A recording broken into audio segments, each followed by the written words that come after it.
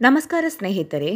ಇಲ್ಲಿ ನಾವು George Bernard Shah ಅವರು ಬರೆದ ಬಹಳ ಪ್ರಸಿದ್ಧಿಯನ್ನು ಪಡೆದ ನಾಟಕವನ್ನು ನೋಡ್ತಾ ಇದ್ದೇವೆ. ಅದರ ಹೆಸರು ಸೇಂಟ್ ಜಾನ್. ಈ ನಾಟಕವನ್ನು ಯಾವುದೇ ಆ್ಯಕ್ಟ್ಗಳಲ್ಲಿ ಡಿವೈಡ್ ಮಾಡಿಲ್ಲ. 6 ದೃಶ್ಯಗಳಿವೆ ಮತ್ತು ಒಂದು ಎಪಿಲಾಗ್ ಇದೆ. ಈ ನಾಟಕ ಸ್ವಲ್ಪ ಕ್ಲಿಷ್ಟಕರವಾಗಿದ್ದು ಬರೀ ನಾಟಕ ಓದಿದ್ರಷ್ಟೇ ಏನು ಅರ್ಥ ಆಗೋದಿಲ್ಲ. ಬದಲಾಗಿ ಅದರ ಬ್ಯಾಕ್ಗ್ರೌಂಡ್ ಏನಿದೆ ಅನ್ನೋದನ್ನು ತಿಳ್ಕೊಳ್ಬೇಕಾಗ್ತದೆ. ಈ ನಾಟಕದ ಬ್ಯಾಕ್ಗ್ರೌಂಡ್ 100 ವರ್ಷದ ಯುದ್ಧದೊಂದಿಗೆ ಸೇರಿಕೊಂಡಿದೆ. ಡೈರೆಕ್ಟಾಗಿ ಈ ಪ್ಲೇ ಕುರಿತು ಮಾತಾಡಲಿಕ್ಕೆ ಹೋದರೆ ನಿಮಗೇನೂ ಅರ್ಥ ಆಗೋದಿಲ್ಲ. ಅದರ ಬ್ಯಾಕ್ಗ್ರೌಂಡ್ ಏನಿದೆ ಅನ್ನೋದನ್ನು ನೋಡೋಣ.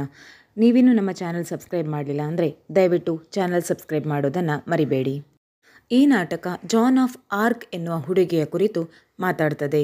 ಅವಳ ನಿಜ ಹೆಸರು ದ ಮೇಡ್ ಆಫ್ ಆರ್ಲೆನ್ಸ್ ಅಂತ. ಇದೊಂದು ಮಿಡೀವಲ್ ಹಿಸ್ಟ್ರಿಯಲ್ಲಿ ನಡೆದಂತಹ ಸತ್ಯ ಘಟನೆಯಾಗಿದೆ. ಈಕೆಯನ್ನು ಫ್ರಾನ್ಸಿನ ಹೀರೋಯಿನ್ ಎಂದು ಕೂಡ ಕರೆಯಲಾಗುತ್ತದೆ. ಈ ನಾಟಕವು ಇಂಗ್ಲೆಂಡ್ ಹಾಗೂ ಫ್ರಾನ್ಸಿನ ನಡುವೆ ನಡೆದಂತಹ 100 ವರ್ಷಗಳ ಯುದ್ಧದೊಂದಿಗೆ ಜೋಡಿಸಿಕೊಂಡಿದೆ. ಈ ಹುಡುಗಿ ಜಾನ್ ಆಫ್ ಆರ್ಕ್ನ ಪಾತ್ರ ಕೂಡ ಈ 100 ಇಯರ್ಸ್ ವಾರ್ನಲ್ಲಿ ತುಂಬ ಮುಖ್ಯವಾಗಿತ್ತು. ಈಕೆ ಫ್ರಾನ್ಸಿನ ಪರವಾಗಿ ಯುದ್ಧ ಮಾಡಿದ್ದಳು. ನಂತರ ಆಕೆ ರೋಮನ್ ಕ್ಯಾಥೋಲಿಕ್ ಸೇಂಟ್ ಆಗಿ ಬದಲಾಗ್ತಾಳೆ 1920 ನಂತರ. 2-3 ವರ್ಷಗಳ ಒಳಗೆಯೇ ಜಾರ್ಜ್ ಬರ್ನಾರ್ಡ್ ಶಾ ಅವರು ಈ ನಾಟಕವನ್ನು ಬರೆದಿದ್ದರು. ಇಂಗ್ಲೆಂಡಿನ ಡಾಮಿನೇಷನ್ನಿಂದ ತಪ್ಪಿಸಿಕೊಳ್ಳುವುದಕ್ಕಾಗಿ ಜಾನ್ ಆಫ್ ಆರ್ಕ್ ಅನ್ನುವ ಈ ಮಹಿಳೆ ಫ್ರಾನ್ಸಿಗೋಸ್ಕರ ತುಂಬ ಹೋರಾಟ ಮಾಡಿದ್ದರು. ಫ್ರಾನ್ಸ್ನ ಯಾವೆಲ್ಲ ಭಾಗಗಳನ್ನು ಇಂಗ್ಲೆಂಡ್ ವಶಪಡಿಸಿಕೊಂಡಿತ್ತು ಆ ಭಾಗದಲ್ಲಿದ್ದ ಇಂಗ್ಲಿಷರನ್ನು ಅಲ್ಲಿಂದ ಹೊರಡಿಸುವ ಕೆಲಸದಲ್ಲಿ ಈಕೆ ಕೂಡ ಮುಖ್ಯ ಪಾತ್ರ ವಹಿಸಿದ್ದರು. ಈಕೆ ಒಬ್ಬಳು ಬಹಳ ಸ್ಟ್ರಾಂಗ್ ಆಗಿರೋ ವಾರಿಯರ್ ಆಗಿದ್ಲು. ಅದರೊಟ್ಟಿಗೆ ಒಂದು ಡೀಸೆಂಟ್ ಹುಡುಗಿ ಕೂಡ ಆಗಿದ್ದಳು. ಆಕೆ ಹೇಳುತ್ತಿದ್ದಳು, ನನಗೆ ದೇವರು ಆರ್ಡರ್ ಮಾಡಿದ್ದಾರೆ, ಏನಂದರೆ ನನ್ನ ದೇಶಕ್ಕಾಗಿ, ನನ್ನ ಫ್ರಾನ್ಸಿಗಾಗಿ ಹೋರಾಡಬೇಕು ಎನ್ನುವುದಾಗಿ ದೇವರ ಆಜ್ಞೆಯಾಗಿದೆ ಎಂದು ಹೇಳುತ್ತಿದ್ದಳು. ಆಕೆಯ ಉದ್ದೇಶ ಫ್ರಾನ್ಸಿನ ಗೆಲುವು ಮಾತ್ರವೇ ಆಗಿತ್ತು. ಫ್ರಾನ್ಸ್ನ ರಾಜನಾದ ಕಿಂಗ್ ಚಾರ್ಲ್ಸ್ 7 ಕೂಡ ಇವರಿಗೆ ಸಹಾಯಕರಾಗಿ ನಿಂತಿದ್ದರು. ಯುದ್ಧ ಮಾಡಿ ಅದರಲ್ಲಿ ವಿಜಯಶಾಲಿಗಳಾದರು. ಆ ನಂತರ ಆಂಗ್ಲೋ ಬರ್ಗಂಡಿಯನ್ ಆರ್ಮಿ ಬಂದು ಅವರನ್ನು ಹಿಡ್ಕೊಳ್ತದೆ. 1431ನಲ್ಲಿ ಅವರನ್ನು ಜೀವಂತ ಸುಟ್ಟು ಬಿಡ್ತದೆ. ಜಸ್ಟ್ 29 ವರ್ಷ ಆಗಿತ್ತು ಅಷ್ಟೇ. ಅವರನ್ನು ಸುಡಲು ಕೊಟ್ಟ ಕಾರಣ ಅವರೊಂದು ಬ್ಲ್ಯಾಕ್ ಮ್ಯಾಜಿಕ್ ಮಾಡುವ ಲೇಡಿ ಎಂದು. ಬ್ಲ್ಯಾಕ್ ಮ್ಯಾಜಿಕ್ ಮಾಡುವವರ ದೇಹವನ್ನು ಸುಡ್ತಾರೆ, ಇವನ್ ಅವನ ಹಾರ್ಟನ್ನು ಕೂಡ ಸುಡ್ತಾರೆ. ಈ ಘಟನೆ ನಡೆದು ಸುಮಾರು ವರ್ಷಗಳ ನಂತರ 1920ರಲ್ಲಿ ಈಕೆಯನ್ನು ಇತಿಹಾಸದ ಬಹಳ ಪ್ರಸಿದ್ಧ ಮಹಿಳೆ ಎಂದು ಕರೆಯಲಾಯಿತು. ಹಿಸ್ಟ್ರಿಯ ಗ್ರೇಟೆಸ್ಟ್ ಸೇಂಟ್ ಎಂದು ಕರೆಯಲಾಯಿತು. ಯುನಿಟಿ ಮತ್ತು ನ್ಯಾಷನಲಿಸಮ್ನ ಸಿಂಬಲ್ ಎಂದು ಕರೆಯಲಾಯಿತು. ಆದರೆ ಆ ಸಮಯದಲ್ಲಿ ಜನರ ಮನಸ್ಸಿನಲ್ಲಿ ರಾಷ್ಟ್ರೀಯತೆಯ ಭಾವನೆ ಉದಯಗೊಂಡಿತ್ತು. ಬರೀ ಜಾನ್ ಆಫ್ ಆರ್ಕ್ ಇದೇ ಈ ಕಥೆಯ ಬ್ಯಾಕ್ಗ್ರೌಂಡ್ ಆಗಿದೆ. ನಾಟಕ ಪೂರ್ತಿ ಅರ್ಥ ಆಗೋದಕ್ಕೆ ಅದರ ಬ್ಯಾಕ್ಗ್ರೌಂಡ್ ಅಗತ್ಯತೆ ಇತ್ತು. ಇಲ್ಲಿ ಅದು ಬ್ಯಾಕ್ಗ್ರೌಂಡ್ ತಿಳಿಯದೇ ಹೋದರೆ ನಾಟಕ ಅರ್ಥವೇ ಆಗೋದಿಲ್ಲ. ಜಾರ್ಜ್ ಬರ್ನಾರ್ಡ್ ಶಾ ಅವರು ಈ ನಾಟಕವನ್ನು ಯಾವಾಗ ಬರೆದಿದ್ದರು? ಜಾನ್ ಅವರನ್ನು ರೋಮನ್ ಕ್ಯಾಥೋಲಿಕ್ ಸೇಂಟ್ ಎಂದು ಕರೆಯಲಾಗಿತ್ತು. ಅವರ ಬಳಿ ಅವಕಾಶಗಳಿದ್ದವು. ಜಾರ್ಜ್ ಬರ್ನಾರ್ಡ್ ಶಾ ಅವರು ಈ ನಾಟಕವನ್ನು ಬರಿಬೇಕಾದ್ರೆ ಬೇರೆ ಯಾವುದೇ ನಾಟಕಗಳು ಅಷ್ಟು ಚಲಾವಣೆಯಲ್ಲಿ ಇರಲಿಲ್ಲ. ಹಾಗಾಗಿ ಜನರಿಗೆ ಮನೋರಂಜನೆ ಕೂಡ ಸಿಗ್ತಾ ಇರಲಿಲ್ಲ. ಹಾಗಾಗಿ 1923ರಲ್ಲಿ ಪ್ರಥಮ ಬಾರಿಗೆ ಈ ನಾಟಕ ಪ್ರೀಮಿಯರ್ ಆಯಿತು. ಇದರ ಜೊತೆಗೆ ಲೇಖಕರಾದ ಜಾರ್ಜ್ ಬರ್ನಾರ್ಡ್ ಶಾ ಅವರ ಗೌರವ ಅಥವಾ ನೇಮ್ ಆ್ಯಂಡ್ ಫೇಮ್ ಕೂಡ ಜಾಸ್ತಿ ಆಯಿತು. ಈ ನಾಟಕ ಮುಖ್ಯವಾಗಿ ಗಮನ ಹರಿಸುವಂತಹದ್ದು ಸೇಂಟ್ ಜಾನ್ ಅವರ ಡೆತ್ತಿನ ಹಿಂದೆ, ಅವರನ್ನು ಬೆಂಕಿ ಹಾಕಿ ಸುಡುವುದರ ಹಿಂದೆ ಯಾರ್ಯಾರ್ದೆಲ್ಲ ಪಾತ್ರ ಇತ್ತು, ಅವರಿಗೆ ಅವರ ಕೆಲಸಗಳು ಸರಿ ಅನಿಸಿದರೆ ಯಾವೆಲ್ಲ ಕಾರಣಗಳನ್ನು ಅವರು ಕೊಡ್ತಾ ಇದ್ರು ಆ ಕೆಟ್ಟ ಕೃತ್ಯಕ್ಕೆ, ಹಾಗೆ ಬೆಂಕಿ ಕೊಟ್ಟು ಸುಟ್ಟಂತಹ ಸಿಚುವೇಶನ್ ಹೇಗಿತ್ತು. ಈ ನಾಟಕದಲ್ಲಿ ಒಟ್ಟಾಗಿ 6 ಸೀನ್ಸ್ ಇದೆ. ಕೊನೆಯಲ್ಲಿ ಒಂದು ಎಪಿಲಾಗ್ ಇದೆ. ಜಾನ್ ಆಫ್ ಆರ್ಕ್ ಒಬ್ಬರು ಬಹಳ ಸಿಂಪಲ್ ಆದ ಹುಡುಗಿಯಾಗಿದ್ದರು. ಇವರಿಗೆ ಆರ್ಡರ್ ದೊರೆತದ್ದು Saint Margaret, Saint Catherine, archangel Michael. ಮಾರ್ಗದರ್ಶನ ದೊರೆತ ಮೇಲೆ ಜಾನ್ ಆಫ್ ಆರ್ಕ್ ಏನು ಮಾಡಿದ್ರು? ರಾಬರ್ಟ್ ದೆ ಬಾಡ್ರಿಕೋಟ್ ಅನ್ನುವ ಒಬ್ಬ ನೋಬಲ್ ಮ್ಯಾನ್ ಹತ್ರ ಹೋಗ್ತಾರೆ. ಆ ವ್ಯಕ್ತಿ ತುಂಬ ತೊಂದರೆಯಲ್ಲಿದ್ದರು. ಅವರ ತೊಂದರೆ ಏನೆಂದರೆ ಅವರ ಫಾರ್ಮ್ನಲ್ಲಿದ್ದ ಕೋಳಿಗಳು ಮೊಟ್ಟೆ ಇಡ್ತಾ ಇರಲಿಲ್ಲ. ಜಾನ್ ಆಫ್ ಆರ್ಕ್ ಅಲ್ಲಿಗೆ ಬಂದು ಹೇಳ್ತಾರೆ, ನನಗೆ ಕೆಲವೊಂದು ಸಂದೇಶಗಳು ಬಂದಿದೆ ದೇವದೂತರಿಂದ. ಆ ಸಂದೇಶಗಳು ಏನಂದರೆ, ನಾನು ಆರ್ಲಿಯನ್ಸ್ ಅನ್ನುವ ನಮ್ಮ ರಾಜ್ಯ ಏನಿದೆ ಅದನ್ನು ಗೈಡ್ ಮಾಡಬೇಕು. ನನ್ನನ್ನು ಗೈಡ್ ಮಾಡಬೇಕು ಅಂತಾದರೆ ನನಗೆ ಒಂದಷ್ಟು ಸಪೋರ್ಟರ್ ಆಗಿ ವರ್ಕರ್ಸ್ ಅಥವಾ ಸರ್ವೆಂಟ್ಸ್, ಹೆಲ್ಪ್ ಮಾಡೋ ಜನಗಳು ಬೇಕು. ನೀವು ನನಗೆ ಹೆಲ್ಪ್ ಮಾಡ್ತೀರಾ ಅಂತ ಕೇಳ್ತಾರೆ.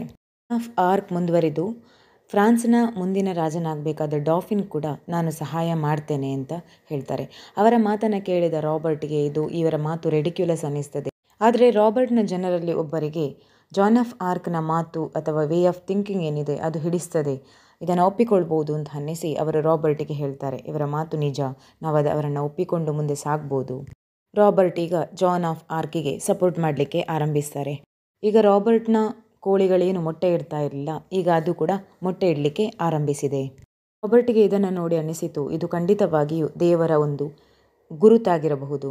ಅಲ್ಲಿ ನಿಜವಾಗಿ ಒಬ್ಬಳು ಡಿವೈನ್ ಇನ್ಸ್ಪಿರೇಷನ್ ಆಗಿ ಬದಲಾಗ್ತಾರೆ. ಆರ್ಕನ್ನು ಡಾಫಿನ್ ಹತ್ರ ರಾಬರ್ಟ್ ಅವರ ರಾಯಲ್ ಕೋರ್ಟಿಗೆ ಕರ್ಕೊಂಡು ಹೋಗ್ತಾರೆ.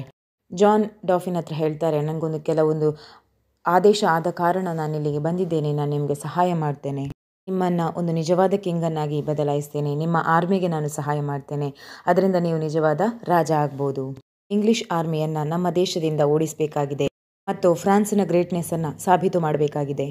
ಡಾಫಿನ್ಗೆ ಜಾನ್ ಆಫ್ ಆರ್ಕ್ನ ಮಾತನ್ನು ಕೇಳಿ ಈಕೆ ಸಾಧಾರಣ ರೀತಿಯ ಅಥವಾ ಒಂದು ಸಾಮಾನ್ಯ ಮಹಿಳೆ ಅಲ್ಲ, ಈಕೆಯಲ್ಲಿ ಏನೋ ಶಕ್ತಿ ಇದೆ, ಈಕೆ ಇಡೀ ಸೈನ್ಯವನ್ನು ಒಟ್ಟುಗೂಡಿಸಬಲ್ಲಳು, ಅಂತಹ ಪ್ರಬಲವಾದ ಮಾತಿನ ಶಕ್ತಿ ಇದೆ, ಚುರುಕುತನ ಇದೆ, ಬುದ್ಧಿಮತ್ತೆ ಇದೆ, ಎಲ್ಲವನ್ನ ರಣರಂಗದಲ್ಲಿ ಪ್ರದರ್ಶಿಸಿ ಇಂಗ್ಲಿಷ್ ಸೈನ್ಯವನ್ನು ಓಡಿಸಬಲ್ಲಳು ಅಂತ ಡಾಫಿನ್ಗೆ ಅನ್ನಿಸ್ತದೆ. ಜಾನ್ ಆಫ್ ಆರ್ಕ್ ಸೈನ್ಯದಲ್ಲಿ ಹೇಗೆ ಕೆಲಸ ಮಾಡ್ತಾರೆ ಅನ್ನೋದು ಮುಂದೆ ಗೊತ್ತಾಗ್ತದೆ. ಜಾನ್ ಆಫ್ ಆರ್ಕ್ ಈಗ ಆರ್ಲಿಯನ್ಸಿಗೆ ತಲುಪ್ತಾರೆ. ಅಲ್ಲಿ ಡಿನಾಯ್ಸ್ ಎನ್ನುವ ವ್ಯಕ್ತಿ ಕಾಯುತ್ತಿದ್ದರು, ಅವನ ಸೈನ್ಯವೂ ರೆಡಿ ಇತ್ತು. ಡಿನಾಯ್ಸ್ನ ಸೈನ್ಯ ಇಡೀ ಆರ್ಲಿಯನ್ಸ್ನ ಕಮಾಂಡ್ ಮಾಡ್ತಾ ಇತ್ತು. ಡಿನಾಯ್ಸ್ ಅಲ್ಲಿ ಜಾನ್ ಆಫ್ ಆರ್ಕ್ಗೆ ಹೇಳ್ತಾರೆ, ಪ್ರಾಕ್ಟಿಕಲ್ ಸಿಚುವೇಶನ್ ನೀವು ಯೋಚನೆ ಮಾಡಿದ ರೀತಿ ಇಲ್ಲ, ನಿಮ್ಮ ಯೋಚನೆಗಳು ಏನಿದೆ, ನಿಮ್ಮ ಆಲೋಚನೆಗಳು ಯುದ್ಧರಂಗದಲ್ಲಿ ಏನೇನು ಮಾಡಬೇಕು ಅಂತ ಇದೆ ಅದೆಲ್ಲ ಚೆನ್ನಾಗೇ ಇದೆ, ಆದರೆ ಪ್ರಾಕ್ಟಿಕಲ್ ಆಗಿ ಅದೇನೂ ವರ್ಕ್ ಆಗೋದಿಲ್ಲ.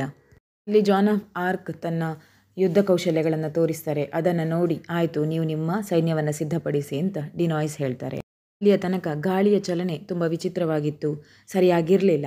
ಆದರೆ ಯಾವಾಗ ಜಾನ್ ಆಫ್ ಆರ್ಕ್ ತನ್ನ ಇನ್ಚಾರ್ಜನ್ನು ತಗೊಳ್ತಾರೆ ಸೈನ್ಯದ ಮೇಲೆ, ಆಗ ಗಾಳಿಯ ಚಲನೆ ಕೂಡ ಸರಿಯಾಗಿ ಅವರಿಗೆ ಸಹಕಾರಿಯಾಗ್ತದೆ. ಇಲ್ಲಿಗೆ ಆ ಸೀನ್ ಕೂಡ ಮುಗೀತದೆ. ಯುದ್ಧ ಆರಂಭವಾಗಿದೆ. ಇಬ್ಬರು ವ್ಯಕ್ತಿಗಳು ಮಾತಾಡ್ತಾ ಇದ್ದಾರೆ. ಅವರ ಹೆಸರು ಅರ್ಲ್ ಆಫ್ ವಾರ್ವಿಕ್ ಮತ್ತು ಜಾನ್ ದೆ ಸ್ಟಗಂಬರ್. ಮಾತು ಜಾನ್ ಆಫ್ ಆರ್ಕ್ನ ಕುರಿತಾಗೇ ಇತ್ತು. ಒಬ್ಬ ಸಾಮಾನ್ಯ ಮಹಿಳೆಯಲ್ಲಿ ಈ ಥರ ಎಲ್ಲ ಶಕ್ತಿ ಹೇಗೆ ಬರಲಿಕ್ಕೆ ಸಾಧ್ಯ? ಈಕೆ ಖಂಡಿತವಾಗಿ ಒಬ್ಬಳು ವಿಚ್ ಅಂದರೆ ಮಾಟಗಾತಿಯಾಗಿರಬೇಕು. ಅಷ್ಟೊತ್ತಿಗೆ ಅಲ್ಲಿಗೆ ಬೇರೊಬ್ಬ ವ್ಯಕ್ತಿಯ ಎಂಟ್ರಿ ಆಗ್ತದೆ. ಅವರ ಹೆಸರೇ ಬಿಷಪ್ ಆಫ್ ಬಿವೈಸ್. ಬಿಷಪ್ ಯೋಚನೆ ಮಾಡ್ತಾರೆ, ಈಕೆ ಚರ್ಚಿನಲ್ಲಿ ಏನೋ ತೊಂದರೆಯನ್ನು ಮಾಡ್ತಾಳೆ. ಸ್ಟೊಗಂಬರ್ ಹೇಳ್ತಾರೆ, ಈಕೆ ಖಂಡಿತ ಒಬ್ಬಳು ವಿಚ್ ಆಗಿರಬೇಕು, ಅಂದರೆ ಮಾಟಗಾತಿ ಆಗಿರಬೇಕು. ಈವನ್ ವಾರ್ವಿಕ್ ಕೂಡ ಈಕೆ ಚರ್ಚಿನಲ್ಲಿ ಏನೋ ಒಂದು ತೊಂದರೆಯನ್ನು ಮಾಡ್ತಾಳೆ ಅಂತ ಹೇಳ್ತಾರೆ. ಬಿಷಪ್ ಮುಂದುವರಿದು ಹೇಳ್ತಾರೆ, ಈಕೆ ಡೈರೆಕ್ಟಾಗಿ ದೇವರ ಜೊತೆ ಮಾತಾಡೋ ಶಕ್ತಿಯನ್ನು ಹೊಂದಿದ್ದಾಳೆ, ಹಾಗೆ ನಾನು ಮಾತಾಡ್ತೇನೆ ಅಂತ ಹೇಳ್ತಾಳೆ. ಇದರಿಂದ ಜನರ ಮನಸ್ಸಿನಲ್ಲಿ ಇವಳು ನ್ಯಾಷನಲ್ ಪ್ರೈಡ್ ಆಗಿ ಬಿಡ್ತಾಳೆ. ಈಗ ಏನು ಚರ್ಚಿಗೆ ಅಧಿಕಾರ ಇದೆ, ಆ ಎಲ್ಲ ಅಧಿಕಾರ, ಸ್ಥಾನಮಾನ, ಗೌರವ ಎಲ್ಲ ಈ ಹುಡುಗಿಗೆ ಸಿಕ್ಕಿಬಿಡ್ತದೆ. ಮೂಲಕ ಚರ್ಚಿಗಿರುವಂತಹ ಯೂನಿವರ್ಸಲ್ ಗೌರವ ಏನಿತ್ತು, ರೋಲ್ ಏನಿತ್ತು, ಅದೆಲ್ಲ ಕೊನೆಯಾಗ್ತದೆ. ಅರ್ಲ್ ಆಫ್ ವಾರ್ವಿಕ್ ಹೇಳ್ತಾರೆ, ಈ ಹುಡುಗಿ ಅವಳದೇ ಆದ ಒಂದು ಸಿಸ್ಟಮನ್ನು ಕ್ರಿಯೇಟ್ ಮಾಡ್ತಾ ಇದ್ದಾಳೆ, ಅದರಲ್ಲಿ ಅವಳು ರಾಜನಿಗೆ ಅಧಿಕಾರವನ್ನೇನೋ ಕೊಟ್ಟಿದ್ದಾಳೆ. ಇದರಿಂದ ಇವಳ ಎಂಟ್ರಿಯಿಂದ ವಾರ್ವಿಕ್ ಮತ್ತು ಮತ್ತೊಬ್ಬ ವ್ಯಕ್ತಿಗೆ ಅಲ್ಲಿ ಅಧಿಕಾರ ಕಡಿಮೆ ಆಗ್ತಾ ಹೋಗ್ತದೆ. ಒಂದು ದಿನ ಈ ಎಲ್ಲ 3 ವ್ಯಕ್ತಿಗಳ ಅಧಿಕಾರವು ಕೂಡ ಕೊನೆಗೊಳ್ಳುವ ಕಾಲ ದೂರ ಇರಲಿಲ್ಲ. ಹಾಗಾಗಿ ಈ 3 ಸೇರಿಕೊಂಡು ಒಂದು ನಿರ್ಧಾರ ಮಾಡ್ತಾರೆ, ಏನಂದರೆ ಈ ಹುಡುಗಿಯನ್ನು ಕೊಲ್ಲೋದು ಅವಶ್ಯಕ. ಸಂದರ್ಭದಲ್ಲಿ ಏನು ಯುದ್ಧ ನಡೀತಾ ಇತ್ತು, ಅದು ಜಾನ್ ಆಫ್ ಆರ್ಕ್ನ ಸ್ಟ್ರಾಂಗ್ ಲೀಡರ್ಶಿಪ್ಪಿಂದಾಗಿ ಫ್ರಾನ್ಸ್ ವಿಜಯಗೊಳ್ತದೆ. ನಂತರ ಡಾಫಿನನ್ನು ಚಾರ್ಲ್ಸ್ 7 ಅನ್ನುವ ಹೆಸರಿನ ಮೇಲೆ ರಾಜನನ್ನಾಗಿ ಮಾಡಲಾಯಿತು. ಜಾನ್ ಆಫ್ ಆರ್ಕ್ನ ಪಾತ್ರ ಈ ಯುದ್ಧ ವಿಜಯಿಯಾಗೋದ್ರಲ್ಲಿ ಬಹಳಷ್ಟಿದ್ರೂ ಆಸ್ಥಾನದಲ್ಲಿ ಅವರಿಗೆ ಯಾವುದೇ ಅಷ್ಟೊಂದು ದೊಡ್ಡ ಸ್ಥಾನಮಾನ ಸಿಗೋದಿಲ್ಲ. ಹಾಗಾಗಿ ಜಾನ್ ಆಫ್ ಆರ್ಕ್ ಡೈರೆಕ್ಟಾಗಿ ಚಾರ್ಲ್ಸ್ 7 ಕೇಳ್ತಾರೆ, ಯಾಕೆ ಹೀಗಾಗ್ತಿದೆ? ಮರುತರವಾಗಿ ಚಾರ್ಲ್ಸ್ 7 ಹೇಳ್ತಾರೆ, ಅಷ್ಟೊಂದು ಪಾಪ್ಯುಲಾರಿಟಿಗೆ ಅಥವಾ ಪ್ರಸಿದ್ಧಿಗೆ ನೀವು ಲಾಯಕ್ ಇಲ್ಲ. ಆ ಮಾತನ್ನು ಕೇಳಿ ಜಾನ್ ಆಫ್ ಆರ್ಕ್ ಹೇಳ್ತಾರೆ, ನನ್ನ ಕೆಲಸ ಪೂರ್ತಿಗೊಂಡಿದೆ, ನಾನಿನ್ನು ನನ್ನ ಮನೆಗೆ ಹೊರಡ್ತೇನೆ. ಜಾನ್ ಆಫ್ ಆರ್ಕ್ ಮುಂದುವರಿದು ಹೇಳ್ತಾರೆ, ಮನೆಗೆ ಹೊರಡೋ ಮೊದಲು ನಂದೊಂದು ಇಚ್ಛೆ ಇದೆ, ನಾವು ಫ್ರಾನ್ಸಿಗೋಸ್ಕರ ಅಥವಾ ಪ್ಯಾರಿಸ್ಗೋಸ್ಕರ ಇನ್ನೊಂದು ಯುದ್ಧ ಮಾಡಬೇಕು. ಮಾತನ್ನು ಕೇಳಿದ ರಾಜ ಚಾರ್ಲ್ಸಿಗೆ ಭಯ ಆಗ್ತದೆ. ಈಗೇನು ಪಡ್ಕೊಂಡಿದ್ದಾನೆ ಅದರಲ್ಲಿ ಖುಷಿ ಇತ್ತು, ಮುಂದೆ ಇನ್ನೊಂದಷ್ಟು ಪಡ್ಕೊಳ್ಳೋದ್ರಲ್ಲಿ ಭಯ ಇತ್ತು. ಬೇರೊಂದು ಯುದ್ಧ ಮಾಡೋದು ಚಾರ್ಲ್ಸಿಗೆ ಬೇಕಾಗಿರಲಿಲ್ಲ. ಹಾಗಾಗಿ ಚಾರ್ಲ್ಸ್ ಜಾನಿಗೆ ಹೇಳ್ತಾರೆ, ನೀನು ಈ ಧೈರ್ಯವನ್ನೆಲ್ಲ ತಗೊಳ್ಬೇಡ, ಈ ಯುದ್ಧದಲ್ಲಿ ನೀನು ಸಿಕ್ಕಾಕೊಂಡ್ರೆ ನಿನ್ನನ್ನು ಬಚಾವ್ ಮಾಡಲಿಕ್ಕೆ ಯಾರೂ ಬರೋದಿಲ್ಲ. ಈಗ ಜಾನಿಗೆ ಏನೂ ಇರಲಿಲ್ಲ, ಹೊಸ ಚರ್ಚು ಇರಲಿಲ್ಲ, ಹೊಸ ರಾಜ್ಯವೂ ಇರಲಿಲ್ಲ, ಹೊಸ ಸೈನ್ಯವೂ ಇರಲಿಲ್ಲ. ಈಗ ಜಾನಿಗೆ ಅನ್ನಿಸ್ತಾ ಉಂಟು, ನಾನು ಏಕಾಂಗಿಯಾದೆ. ರಾಜ ನೇರವಾಗಿ ಜಾನಿಗೆ ಅಲ್ಲಿಂದ ಹೊರಡಲು ಕೋರ್ಟಿನಲ್ಲಿ ಆದೇಶ ಮಾಡಿದ. ಆಸ್ಥಾನದಲ್ಲಿ ಒಂದಷ್ಟು ಸಭಿಕರು ಅದನ್ನು ನೋಡುತ್ತಿದ್ದರು. ಕೆಲವೇ ಸಮಯಗಳ ನಂತರ ಜಾನಿಗೆ ಜೈಲಾಗುತ್ತೆ. ಆಕೆಯನ್ನು ವಶಪಡಿಸಿಕೊಳ್ಳಲಾಯಿತು. ಸ್ಟೊಗಂಬರ್ ಜಾನನ್ನು ಕೊಲ್ಲಲೇಬೇಕು ಅಂತ ಹೇಳ್ತಾನೆ. ಬಿಷಪ್ ಕೂಡ ಅವನ ಜೊತೆಗೆ ಇದ್ದ. ಚರ್ಚಿನ ಆಫೀಸರ್ಸ್ ಕೂಡ ಅದಕ್ಕೆ ಸಪೋರ್ಟಿವ್ ಆಗಿದ್ದರು. ಈ ವಿಷಯ ಕೋರ್ಟಿಗೆ ಹೋಗ್ತದೆ. ಚರ್ಚೆಯ ಪ್ರತಿ ಹಂತದಲ್ಲೂ ಜಾನ್ ಆಫ್ ಆರ್ಕ್ ಪ್ರತಿ ಸಾರಿ ಹೇಳ್ತಾ ಇದ್ರು, ನಾನು ದೇವರೊಂದಿಗೆ ಮಾತನಾಡುವ ಶಕ್ತಿಯನ್ನು ಹೊಂದಿದ್ದೇನೆ, ಹಾಗೆ ಚರ್ಚಿನ ಜನರ ಅಗತ್ಯತೆ ಇಲ್ಲ. ಮಾತನ್ನು ಕೇಳಿದ ಸ್ಟ್ರಾಗಂಬರಿಗೆ ಇನ್ನೂ ಕೋಪ ಜಾಸ್ತಿ ಆಗ್ತದೆ. ಜಾನ್ ಆಫ್ ಆರ್ಕ್ಗೆ ಆ ಜನಗಳೆಲ್ಲ ತುಂಬ ಟಾರ್ಚರ್ ಮಾಡ್ತಾರೆ. ನಿಜವಾಗಿಯೂ ಸತ್ಯ ಏನು ಅಂತ ಹೇಳು, ನಿಂಗೆ ಎಲ್ಲಿಂದ ಸೂಚನೆ ಬರ್ತದೆ ಅಂತ ಎನ್ನುವುದನ್ನು ಕೇಳ್ತಾರೆ. ಜೀವನ ಪೂರ್ತಿ ನೀನು ಜೈಲಲ್ಲೇ ಇರಬೇಕು ಅನ್ನುವ ಶಿಕ್ಷೆ ಪ್ರಕಟ ಆಗ್ತದೆ ಮತ್ತು ಆಹಾರವಾಗಿ ಕೇವಲ ಬ್ರೆಡ್ ಮತ್ತು ನೀರನ್ನು ಮಾತ್ರ ಕೊಡಬೇಕು ಅಂತ ಆರ್ಡರ್ ಮಾಡ್ತಾರೆ.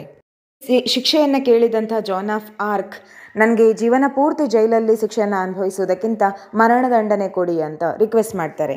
ಸ್ಟ್ರಾಗಂಬರ್ ಕೂಡ ಜಾನಿಗೆ ಡೆತ್ ಸೆಂಟೆನ್ಸ್ ಕೊಡಬೇಕು ಅಂತ ಹೇಳ್ತಾರೆ.